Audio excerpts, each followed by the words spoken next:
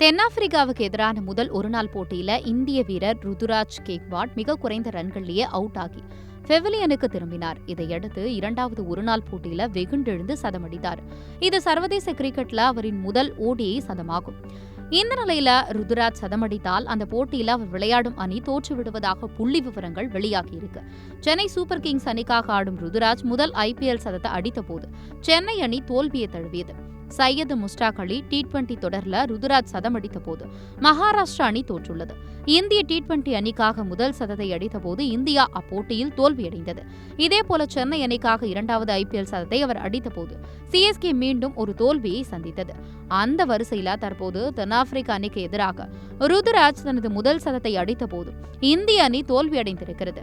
இதையடுத்து ருதுராஜின் இந்த ராசி தற்போது சமூக வலைதளங்கள்ல விவாதிக்கப்படும் பொருளாக மாறியிருக்கு.